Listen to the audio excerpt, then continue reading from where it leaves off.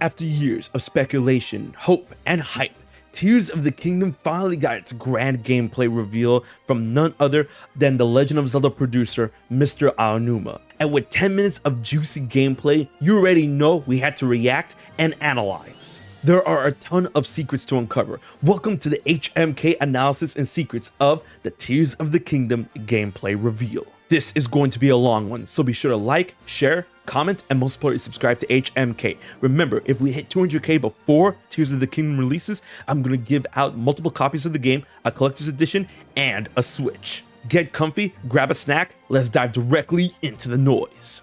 A bit of a primer before we get into the actual gameplay. It is confirmed that finally Tears of the Kingdom has completed development and is ready to go. The game will finally be in our hands in about a month on May 12th. But if the game's complete, why do we have to wait a month? Well, because of logistics, marketing, shipping, the whole shebang. That takes time. And another thing to point out is that we have a beautiful new rendition of the Tears of the Kingdom theme, which I hope is the title track or plays throughout the game at certain points within that of gameplay or in important cutscenes. Alright, let's start the gameplay. And here we are, the actual gameplay for Tears of the Kingdom. We've been waiting a long time for this moment, but before we get things in motion, there's a lot of things to notice here on this shot alone. And that is the new HUD, or I should say the updated HUD for Tears of the Kingdom. We see Link here with 4 hearts instead of 3, which tells me whoever's in charge of this file, or Mr. Aonuma himself, already completed another heart either through possibly a dungeon or the Zonai shrines if they're going to be the equivalent of the Sheikah shrines. And we see here that on the button mapping when it comes to the left Joy-Con, or if you're using a D-pad or on the Pro Controller, that the left button is mapped to shields and the right button is mapped to swords or weapons, which we've seen before in Breath of the Wild. But the top button is mapped to food or, apples that you can either cook or find in the overworld, which is going to be a bit odd, but I like it considering that a lot of people have been asking for a faster way to consume food if you're in a tight spot, and that the L button is going to be mapped to the new runes or the arm abilities or whatever. Link here is already wearing his Zonai garb, his Zonai toga or robe or whatever you want to call it. And yes, I want to attribute this to the Zonai because Zonai are confirmed in this video, which we're going to get to, and it seems that he has a Zonai bow on his back. In the distance, you can see one of those new towers that has like the lights surrounding it, which we see a bunch of times in the previous trailer and throughout this gameplay video. As we continue on, we see a lot of other cool things because we are actually in Ash Swamp. You remember that place? It's on the way to Kakariko Village. That's where Link fell in not 10,000, but 100 years ago. But as we get into the shot, we can see that there are sky islands in the distance, some very low ones, because we notice the designation thanks to the golden trees, which is actually pretty important and pointed out in this specific video. But a lot of us were saying that, hey, those golden trees, I think they're only on those sky islands, which, are known as Sky Islands or Sorashima in Japanese. As we continue forward, we can see that we have the staples that we've seen in the previous game, Breath of the Wild stables, and this time they have like puffs of smoke, which is very, odd. It seems that like, hey, you can see this from a distance, either from above or below the ground, something that you can see from like a good, distance away. But I mean, if you play Breath of the Wild, you kind of already know where all of the stables are already, which kind of tells me that possibly there might be more since Hyrule is recovering before, Ganondorf decides to give it the business again. And here we see a lot of rock or stone structures on the ground, but some of them are here from the previous game, Breath of the Wild, that we've recognized before, but some of them you can actually tell if they drop from the sky or not because they have this weird dotted pattern along the stone carving or whatever, which you're going to see as we go up into the air later into the video.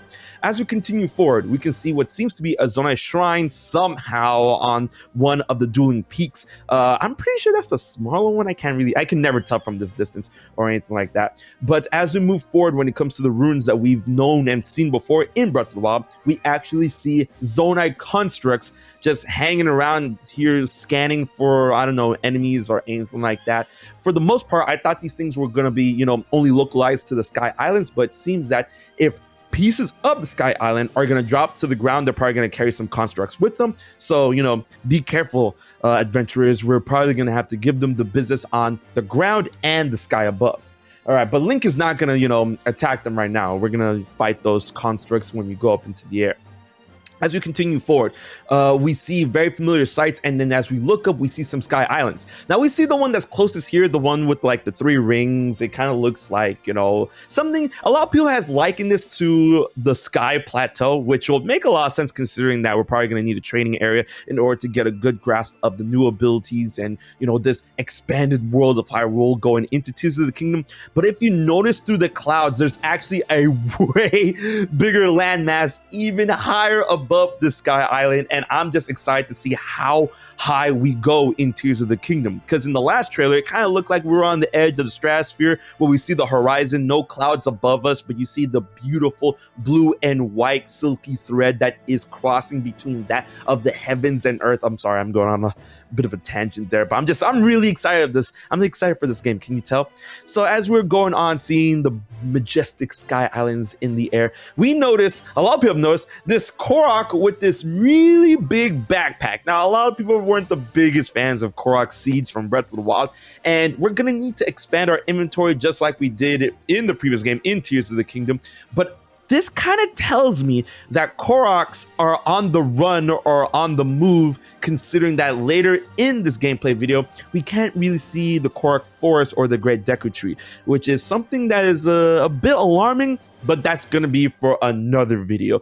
I honestly think that this might attribute to Korok side quests, in which instead of finding Korok seeds in various locations all over the overworld, a lot of people, I found it charming to a fault, and a lot of people really didn't like that. Maybe if you find these Koroks with these giant backpacks, like, I need to reach my friend, that is a quest. And if you complete these Korok quests, kind of like, log them into your Bomber's Notebook from Majora's Mask, they'll give you a set number of Korok seeds. Like, if you do a smaller quest, you get 1 or 2. If you do a bigger quest like this, because I'm guessing this Korok has a lot of seeds on him, considering that giant backpack, if you help him find his friend, then you can get possibly 5, 10 Korok seeds in one go. And then you got to find Hetsu or whoever is, gonna be in charge of the maracas this time around, and then you could expand your inventory a lot faster. But because of that, these quests are gonna be a lot more spread out. So, if you want to look for these, you have to go and find them,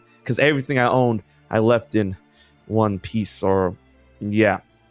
As we get to the stable here, we can notice that Beetle is back with that big backpack, but also in the distance, a lot of people have noticed that this looks like some sort of building area that they're trying to build up, something like a house or maybe like a small town or anything like that. But like one specific house across the dirt road from a stable seems kind of weird, but we're gonna see this a bunch of times throughout the previous trailer and this gameplay demonstration, which probably means that there's gonna be quests to possibly build up Hyrule again, either through the end of the game or from the beginning of the game, or in parts where Gandalf can't really reach with his mouse or enemies or anything like that. And I've posed the idea that maybe, just maybe, there'll be times where you can build up these, land masses, these buildable areas, and then you're gonna have to defend them from enemies close by. And if enemies get too, uppity, they're gonna break them down, and then you have to use more rupees and materials to build it back up, and then, depending on the areas that you built up, that becomes new, I would say, localized communities that can help give you items, that can help fend off enemies in a certain area and beat back the malice, and then, Hyrule United or something like that. That's what I'm thinking. This game was, helped out by Monolith Soft. Maybe they're taking a page out of Xenoblade Chronicles 2 when it comes to the, the areas and communities, but we'll have to wait and see. As we go into the distance, we actually see a purple puff of smoke. But this smoke looks like it's coming out of something that kind of looks like a furnace to me. The bitrate on this video is not that great, so when you zoom in, you can't really make it out. It could be someone trying to alert Link, or it could be a furnace of something that's bad or evil. Anything is trying to, get your attention, either for a side quest or for a battle, but it seems very odd and out of place, and I feel like it's out of place in order for you to, like, hey, come over here, check this out. And we're probably gonna have to deal with that in a positive or negative light. As we're continuing forward, we're gonna have to find a way to Sorashima, but it looks like we have a falling piece of rock that is imbued with what I want to assume is Zonai energy. We've seen this at the end of the previous trailer, and now we see it in real time happening. And as we move forward, we can actually see more blocks already on the ground and more buildable areas that we pass by around that of the stable. So that kind of pretty much confirms that we might be able to build up communities within this game, which is going to be like, oh, this game is going to be gigantic. I cannot wait. And in the distance, you see a couple of bokoblins there, which, you know, goes in line with what I was saying that, hey, they might see you building something and like, all right, it's party time, and you're going to have to defend these buildable areas until they're either done or the people can defend themselves. And then once, you know, they can defend themselves, you don't have to worry about this area anymore. It's going to become a safe zone. That's really neat. As Link climbs up onto one side of the dueling peaks, we see the little area, the little piece of ground that has fallen to the ground. And Link has his recall ability ready to go, which is the kanji, or I'd say the symbol that was on Link's arm at the statue at PAX East, and of course Nintendo Live and all that good jazz. And then the recall ability allows Link to recall or rewind this walk to a previous point in its own time, which allows you to go back up into the air, and it looks really cool. Now you can stop this at any time, which is neat. And in the background, you see the Zonai Shrine. Now, one thing I want to point out is at one point, whenever you see like a silhouette of the thing you're trying to recall, the color gets restored for a smidge. And here, if you like zoom in a little bit, there's no real entrance to the Zonai Shrine, but I really do believe there's a Zonai Shrine because it's designated on the map, very similar to that of Sheikah Shrines in the previous game, but it has this green swirly energy around it. But it also has what looks to be like a little Hot Wheels racetrack around it. Well, that's why I thought at first, but you know, honestly, this tells me that this might be a dragon, like a little crafted dragon that's swirling around it, that's also supposed to, like, you know, symbolize the symbol that we see on the logo for Tears of the Kingdom. But this is just rendered in 3D now, which means that it's one dragon on top of another, which does go in line with Ouroboros when you look at it from the top. But we're gonna have to wait and see. I've talked with my Zelda content creator colleagues, especially in the last Fifth Dimension episode, that the way to enter this probably takes you to another plane of existence where your body becomes Zonai energy and then is absorbed by the shrine in order to access a new zone, which will be the Zonai, you know, shrine equivalent to Sheikah Shrines, in which you're going to have to do a puzzle, battle some enemies, or anything like that. It's all really exciting because we don't have, it's not like we have no idea, but we do, you know, we're lacking some sort of, I would say, visual aid when it comes to what these things could mean. But I'm ready for that next gameplay video, Mr. Onuma. Just give it to us. As we're going up into the sky, you can notice that on the map, which, by the way, is not coded at all to show anything. So, I mean, you haven't really completed this map at all. It does show latitude, longitude, and what a lot of people are thinking is altitude. So we have all three of the 3D access points X, Y, Z, which, you know, you can see it's rapidly increasing when it comes to the verticality of this game. But what's really interesting is that when the recall ability is about to stop, you can still see that it could possibly go even higher, because, you know, once it stops, it shows like the arrow at the very end. And I want to assume that this rock, because I mean, like, this rock at this point, when it's completed its journey, it's not connected to anything that's fell off. So it'll probably fall off from a higher point, which to me suggests that the recall ability and every ability that is part of your new arm powers, for that matter, can be upgraded through some sort of means in the game, which allows you to recall the same block, but to a higher area, because the recall will last longer. So as the recall ability is complete, Link jumps off and he goes off into one of the islands here with the new paraglider. But look at this beauty and majesty of the game.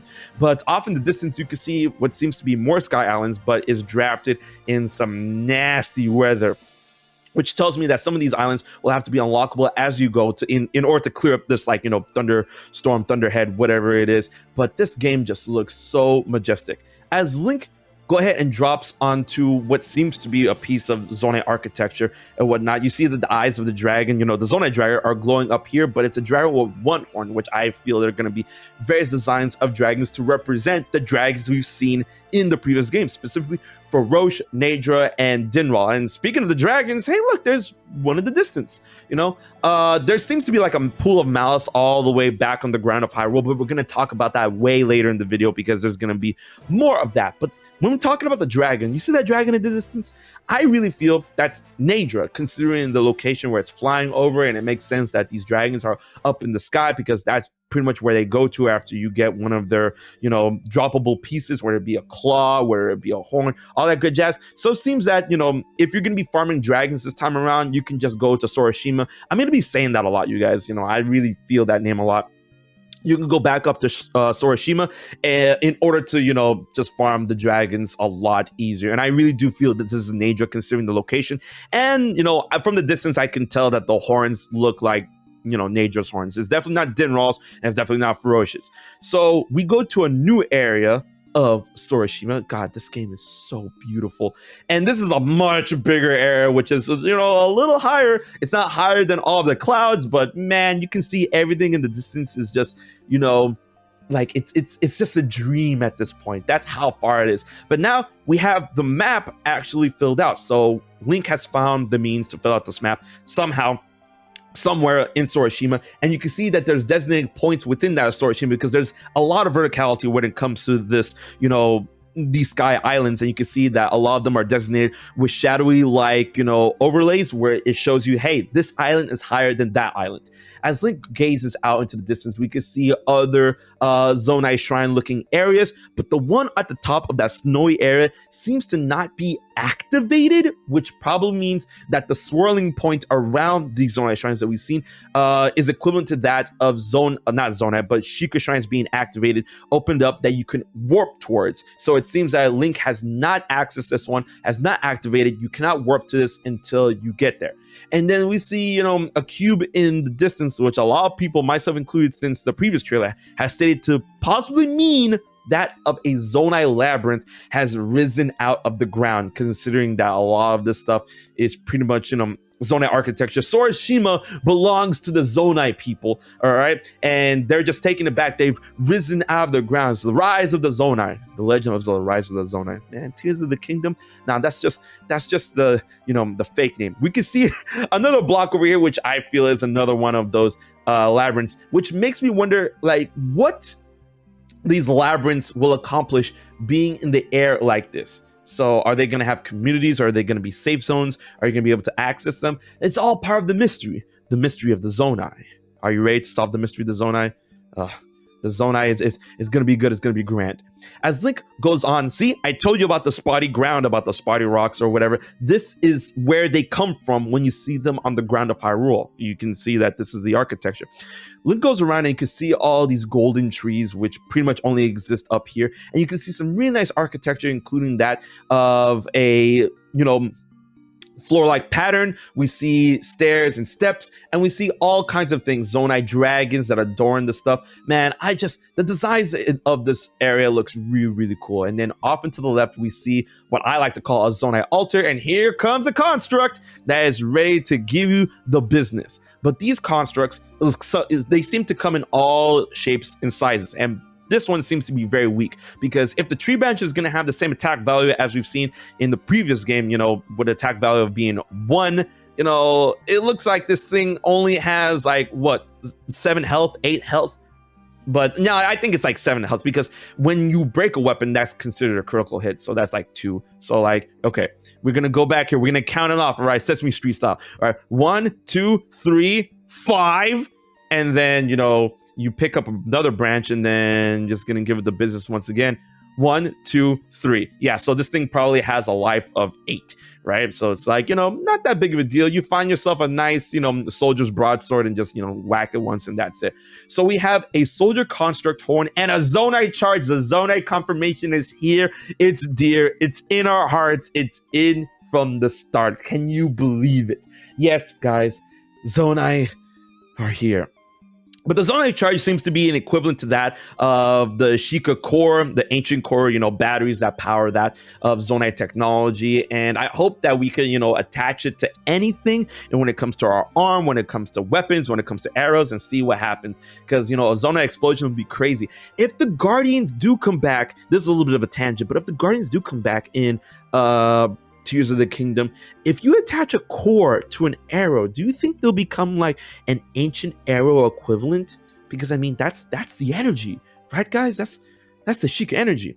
As we go on, we see some weird mushrooms and all this like stuff all over the place when it comes to vegetation, and we see the apples growing off these trees. Those apples must be real sweet, especially considering that they're growing in this altitude. I think I read somewhere if you grow sweet things in the cold, they become sweeter by default. I don't know. I'm not a botanist. Is that the right thing? Botany when it comes to like trees and stuff. Anyways, our tree branch is very, very damaged, and we're about to check out the fusion ability in order to fuse materials together. But before we do, we have to talk about this giant Zonai structure, which a lot of people have thought to be dungeon equivalents. Like, this thing is gigantic. Like, we've seen this from the second trailer, right? And we didn't really get an idea of how big these things are going to be because we didn't really get that close to them. But now that we're like, this is like a stone throws away, and this structure is huge. So it looks like, hey, this could be a dungeon, right? But off in the distance, like right ahead of us, we can see that there's another Zonai shrine that has not been activated. And we see that there seems to be a rail system like right below the Zonai shrines, which we're going to talk about later because we see a lot of this stuff later on in this video. But let's talk about fusion. Our tree branch is badly damaged. Mr. Aonuma goes ahead and activates the fuse ability in order to fuse the boulder to the tree branch, which you can also fuse to the old wooden shield if you want. And I really don't like the fact that this is an old wooden shield because I really like the design. I hope to see that design on like an old metal shield, an old iron shield, an old Zonai shield. Something to like, it looks really cool to me, you guys. But something I want to point out that a lot of people will point out later in this video, but you can actually see this from this point, is that when Link is preparing the fuse ability, whatever you're targeting is green that can be fused to whatever you have in your inventory. But if you look all the way in the distance, there's another tree branch on the floor all the way down there, but is designated blue. I feel that whatever can be fusible will be designated blue if you're not targeting it. So if you're targeting something and it's able to be fusible to your weapons, it's green. But then if you see other things that's marked as blue, it's like, hey, you can fuse this as well, but you're not targeting it. So hey, how about you mosey on over and fuse a tree branch with a tree branch on top of a tree branch with your tree branch. And there you become the master tree branch. Anyways, we're fusing a boulder to a tree branch. And not only will this increase the power of your weapon, but it would also replenish some of the life when it comes to your weapon being anywhere close to breaking. So that's something that's really, really cool. And that's something that's really neat. It wasn't my initial idea to restore health to your weapons, and I hope there is a more traditional way to do that. But hey, if it's all through fusion, we're gonna get some really weird and wacky combinations.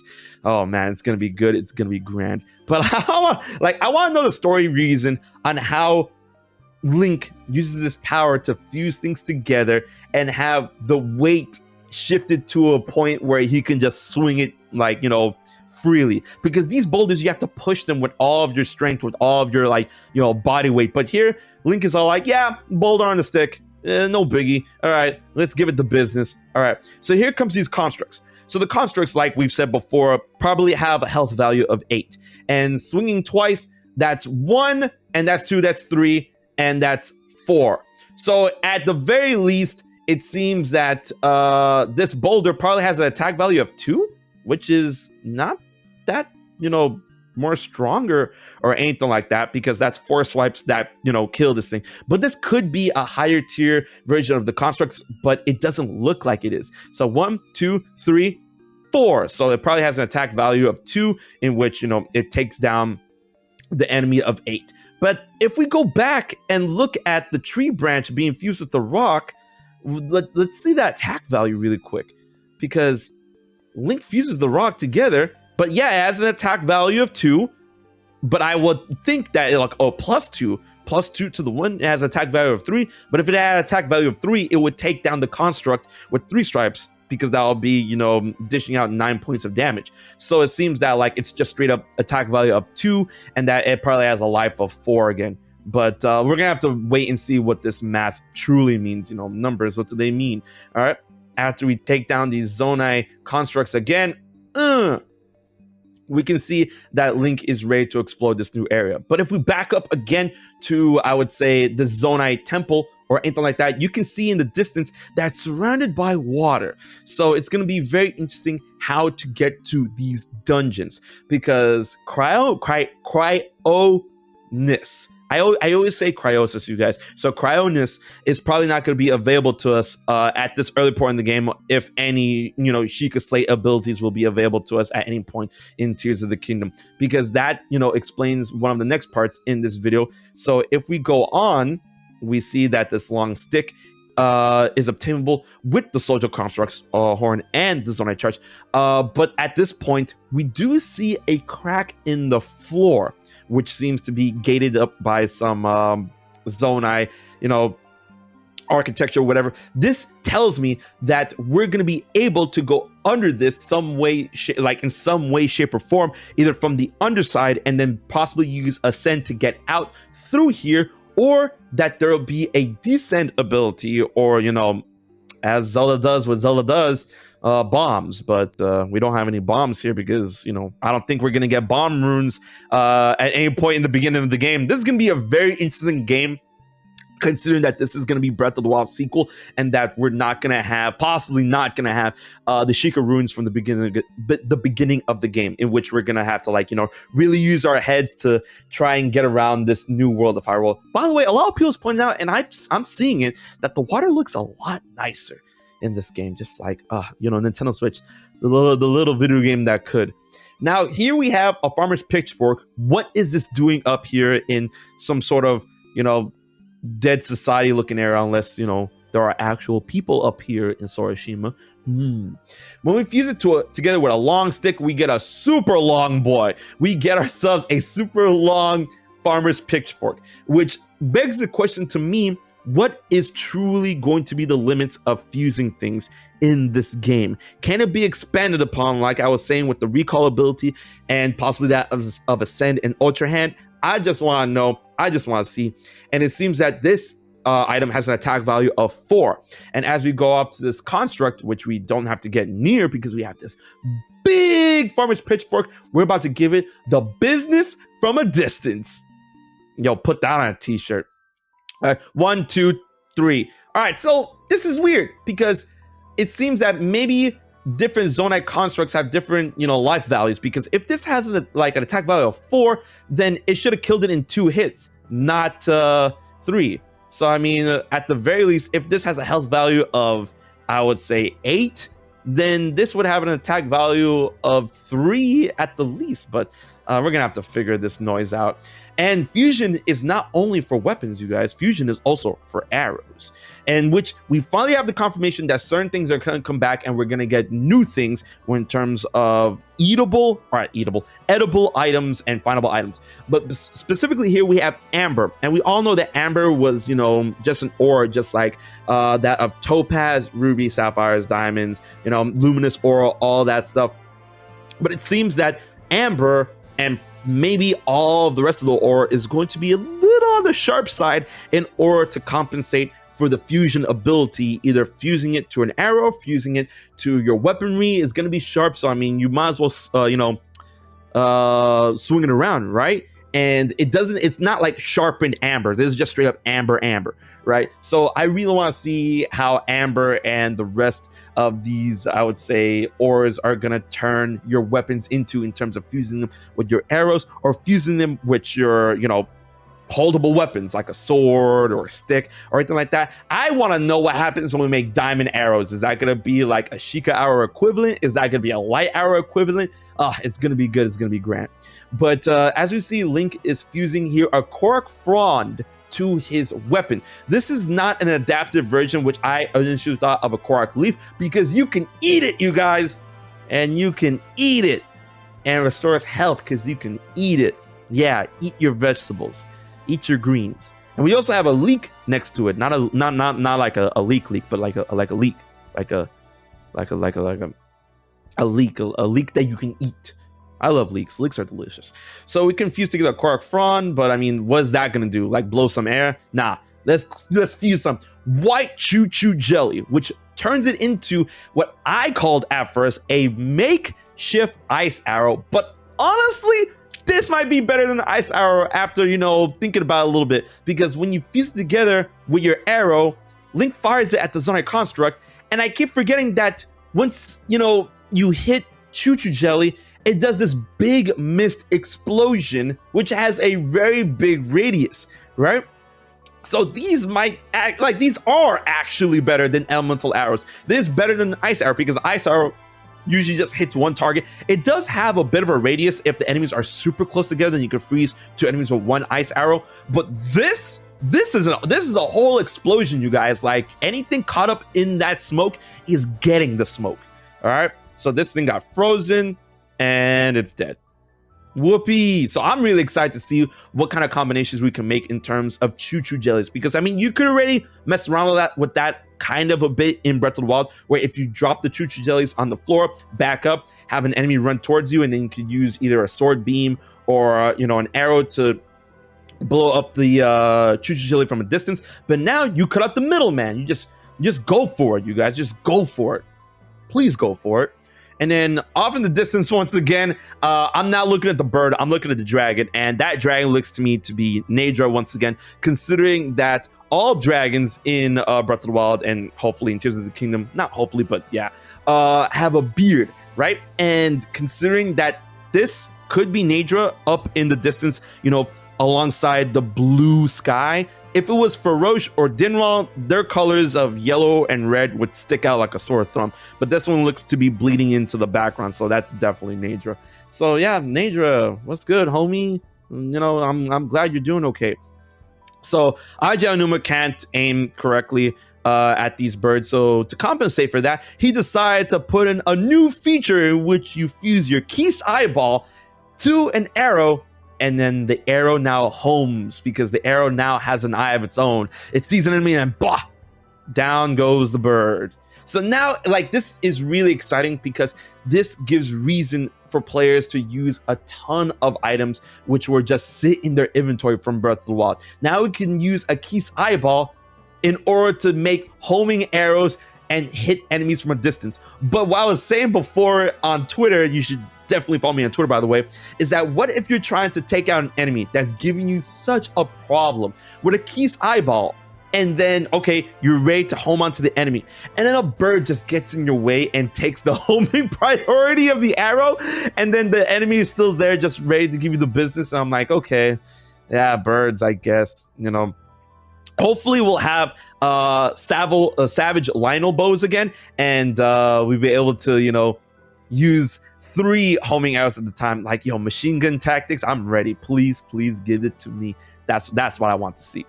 As we're continuing forward off the fuse ability, there's another ability we can, think about when it comes to fusion, and that is fusing things to your shield. It is called a Puff Shroom.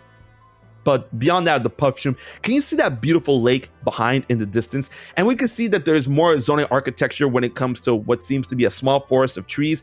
It seems to be some sort of gate, but it doesn't seem, it's not really a gate. It looks something more, ornamental, ornaments, whatever.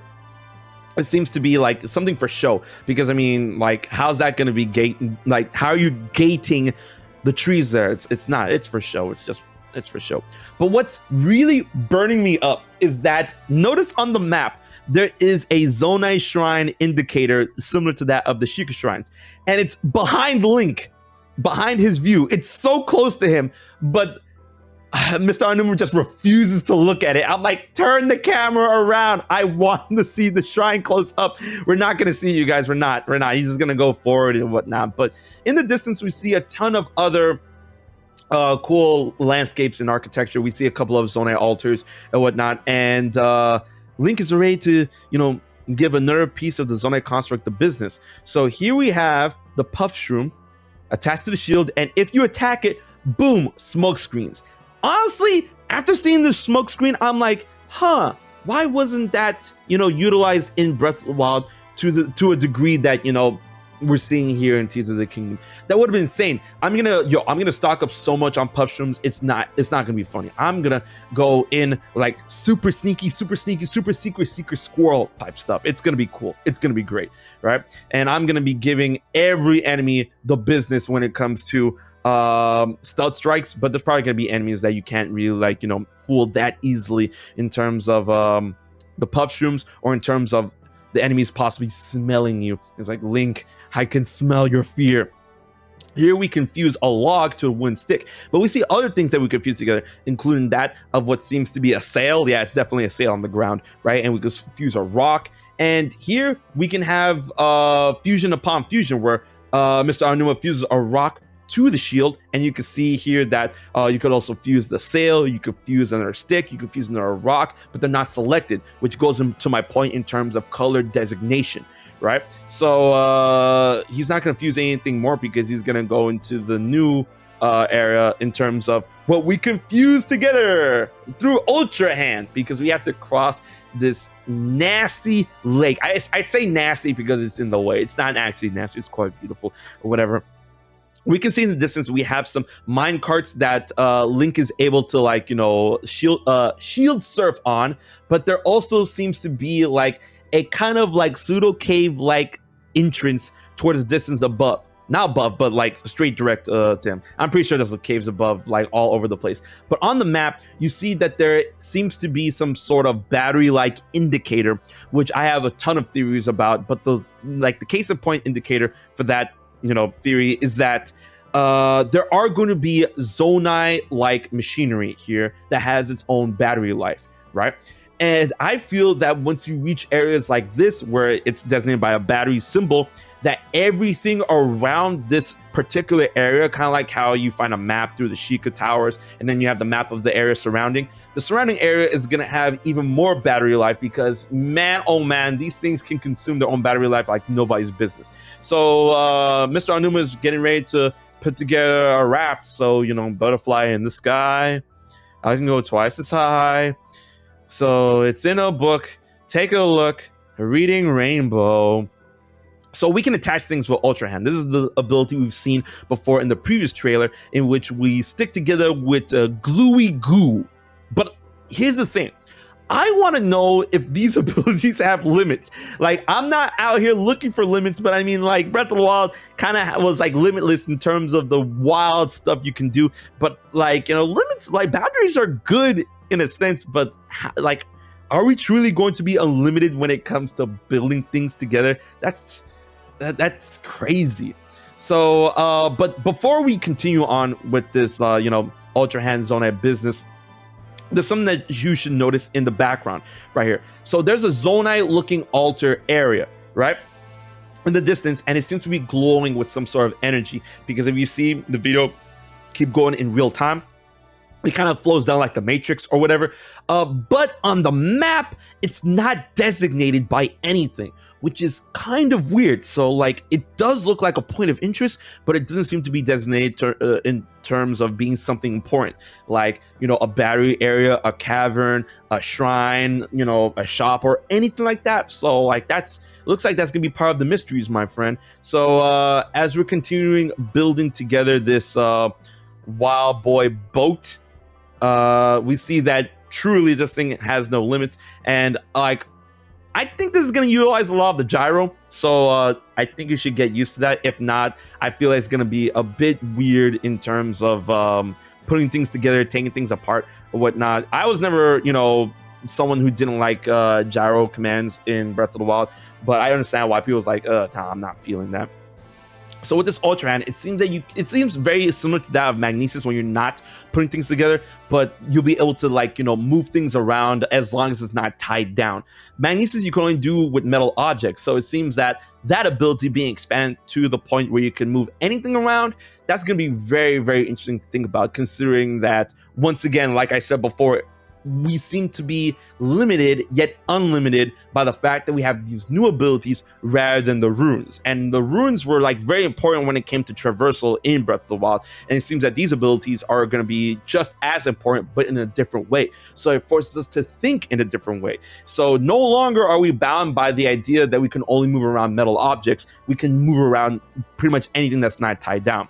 As we activate the Zonai fan or whatever, we can see that it has its own battery life, which goes in line with what I was saying, that possibly in the area we can have something that expands that of the battery life of these machines, because later in the video you're going to see something that has 4 fans and it consumes the battery life like nobody's business. And I'm like, how are we going to have something with battery life that's able to propel Link through the air that we saw in the previous trailer for a grand amount of time? We're going to need something that expands the battery life, either in terms of our own expansion or world expansion. So as we activate these propellers, you can see that the battery life there is consumed a little bit faster, but not really. Like, I mean, I guess like the more battery you have, like the more rafts you have, the more battery it takes. It's a bit confusing because you're going to see later on in this video that there's something that does, take a lot of battery life. Maybe it's like, depending on the propeller you get, like a good propeller, bad propeller, all that good jazz.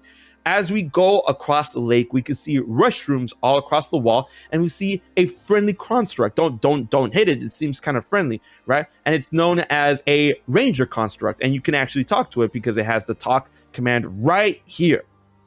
So it seems that we're going to have both friendly and non-friendly constructs. So our Zonai is going to be friend or foe. We're going to have to wait and see for more confirmation. As we continue on, we see a stam bulb, which I feel that, stam bulb, like a stampede bulb, a stamp bulb that you can just get and turn into like stamps or something like that, like can it light up? It's not a bulb like a light bulb. It's like a bulb, like a plant bulb. So this is just IGN just breaking down what Ultra Hand is able to do. This is what I'm talking about. How are we gonna have something like this that's gonna be propelled through the air for a long period of time? That's part of the mystery, my friends. Because as we go into this next shot, where Link puts together a raft with a sail and 4 of those things, it's crazy, right? But what's equally crazy is that this is a really nice, big, expansive area with a lot of water or whatnot. I just, man, like the Sky Islands are going to be huge, and I feel like it's just going to constantly get more and more. And, honestly, to me, you guys, this screams DLC, where like, hey, a new area, just this big new Sky Island that was never in the original game. It's going to be crazy. So as Link activates these, these fans, look at this. The battery life is like, okay, it's not too much, and then bam, like, whoa. I guess it's because it needs more battery life when you're in the air. That's what I think. Once you're airborne, it's like, okay, this is a heavy load. We're gonna need some more battery life. We're gonna need some more some more power, right? But if you're on water, which grants you some buoyancy, I think you're going to be fine. But it looks like this area is actually the area that we saw previously in the trailer that was in the distance, where I'm saying, hey, look, that forest looks to be gated, because you can see all the way to the left before the shot changes that's the gate I was talking about previously. Now we go on to the next ability, which is going to be the Zonai Ascend ability. But before that, you see that little like thing off and to the right? That looks to be a construct that has been withered and owned by time. But below that, you can see on the map that we have a lot of interesting things, including that of caves that have check mark, which I feel are completion check marks. So caves, grottos are back in The Legend of Zelda. I cannot wait to see how many caves are going to be in this. That's going to compensate that of possibly Sheikah shrines, bigger cavern systems, and they're each going to have their own, I would say, findable treasures or things that you have to complete within the caves in order to get that check mark. And behind Link, or I should say to the left of Link, we see that of what seems to be a shop icon, which seems to, insinuate that there is going to be a livable civilization up here, either, run by organic or inorganic people, constructs. Imagine a construct trying to sell me something. I'm like, yo, man, I can just give you the business and then all your base will belong to us. But as you go into the Zonai altar, you see that there is another construct like being that has been withered and worn down by time. Now, here's something that I've been brought up once again to my Zelda content creator colleagues, and I feel that we might be able to use the recall ability on this thing in order to turn back the clock and restore it to a state that's able to, like, activate and be alive, kind of like how ancient robots are in Skyward Sword, but we'll have to expand the recall ability to a certain degree that will allow it to come back. So, like, imagine that you have your hand towards the soldier construct, right? Or friendly construct, and that your recall ability is like level 1. You try, and it's restoring to a certain point, but then it stops because that's like as far as you can recall it. If you get to recall level 2 or recall level 3, then you're able to, like, restore it to the point in time that it could, be of use and be of service. But as we continue forward into the Ascend ability, we see Link use the Ascend ability, which allows you to go up and above and beyond to any point above you as long as there is a roof. But what Aonuma stated, or I should say didn't state, is that there are limitations to this thing, thanks to what we see in the patents. That one, you can only go a certain distance, which, once again, insinuates that Ascend, like all these other abilities, can be expanded upon, can be leveled up, can be, upgraded. But when I say go a certain distance, there's a certain distance between the ground and the roof that you must be able to, ascend towards, right? But once you hit the roof, you can pretty much phase through almost any type of matter as long as there is, I would say, a flat surface on top. That's another limitation. The surface on top of where you're ascending out of must be flat to a point for a Link to, like, get up on land. If it's a jagged surface, its ascent is going to be a no-go, right? So check this out. Link is going to ascend through this cave. The roof of this cave, which, by the way, this is a cave. This is one of those caverns with a friendly construct and a, cooking pot here, and it's been checked off. So whatever Link had to get done here, he's already done it. In here, you see some weird vegetation, and besides the peppers that you see to the left, off in the distance, you see another thing that you can, like, grab, but it doesn't seem like peppers. It seems to be something glowing. Maybe, light bulb, like very. What are those things? They're like silverish peppers or anything like that. Maybe, some to deal with Zonai fruit, Zonai herbs, or anything like that. We're gonna have to wait and see.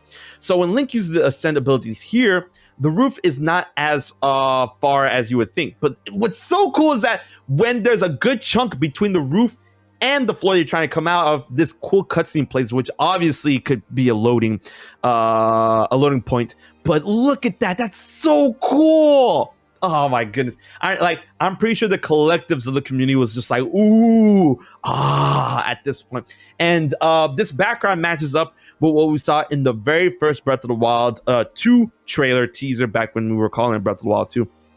Which in the beginning and the ending of the trailer was like, oh, the sequel to The Legend of Zelda Breath of the Wild is now in development. This is the background, right? Which is neat, and I'm glad that Nintendo kept it to a certain degree. So Link can ascend and swim through, this land and finally reach the top right here where we see, a nice snowy area, which doesn't make any sense considering that we're up in the sky. Like, how is snow falling here without any clouds? 2, why isn't the entirety of Sorashima cold? We're really high up altitude, and the only way I could say is, like, Zonai magic, that Zelda magic, just fantasy magic. I don't know, right? But before Link descends to try to ascend again, we see a lot of things in the distance, which definitely suggests what could be something akin to that of, I would say, Skyward Sword references when it comes to ancient robots. We see this big orb thing in the background, which actually appeared up earlier in this trailer, not the trailer, but this demonstration as well. But I didn't want to point out until now because this has a lot more surrounding it.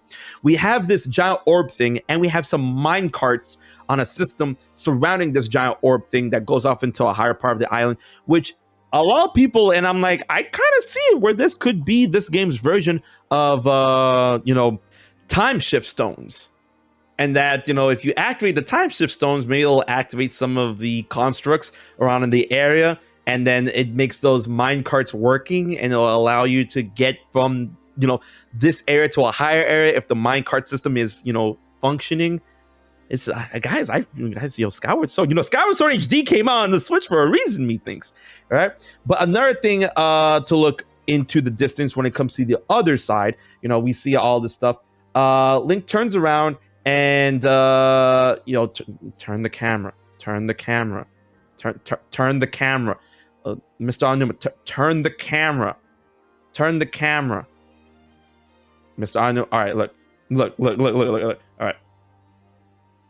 We have to go back. We have to go back to the past since like the camera's not going to be turned again. All right. Here. No! All right. Guys, I'm a professional, I swear. I promise. All right. Here. All right.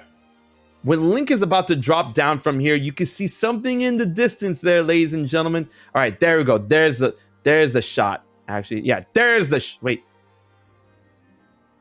Wait. No. Better shot. All right. You know what? We're going to... There. That's the shot. That's the shot I'm talking about. In the distance, you can see there seems to be a swirly battle arena, and there seems to be a Zonai construct of some sort with the red, reticle that's used for targeting. It's like, hey, there's an enemy nearby, time to activate, right? And I'm pretty sure in the distance right there, that's that Cubix monster that we've seen in the trailer and in some of the screenshots that Link is fighting. So you go there, it activates, becomes Cubix, robots are for everyone, and then you give it the business. But the thing is, if any of y'all has played Genshin Impact, this kind of reminds me, considering that the ground is swirly, the Zonai swirl, and the fact that there's a cube-like entity monster just waiting for you to like activate it to fight it. That reminds me of those cube things, those elemental cube things that we have to fight for drops in Genshin Impact, if you guys ever play that game. So like that could be kind of similar, but I mean at the same time, Breath of the Wild always had world bosses that had world boss drops, right? This isn't new, like Hinox's, Moldulga's, things like that, where like you take them out, you get a Hinox guts, you get the Moldulga guts, Taluses, all that good jazz. So it looks like they're going to be expanding that in this degree, but with this cube-like entity, and then you're gonna have like those nice big Zonai drops, Zonai cubes. Yeah, Zonai cubes. Yo, I'm gonna build my own Cubix, and I'm gonna have that Cubix fight this Cubix, and then I will be the Prime Cubix. I'll be Cubix Prime. Man, really? Right here in front of my Optimum Pride? All right, so as we continue on to the trailer, back to the point where I was like, okay, now we gotta have to find that Cubix. We have to talk about that Cubix, right? Here we have another construct and another cave in the distance, which is marked on the map that has already been completed. But we have this Zonai construct with a giant wooden fan thing that clips to the ground. Oh my god! Like you see that?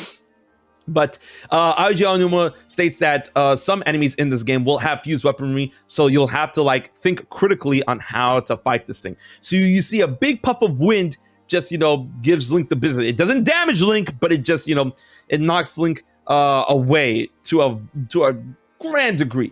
And as Link is falling through the sky, oh, look at that. Here's the thing. Oh, look at the water just like fading into nothing.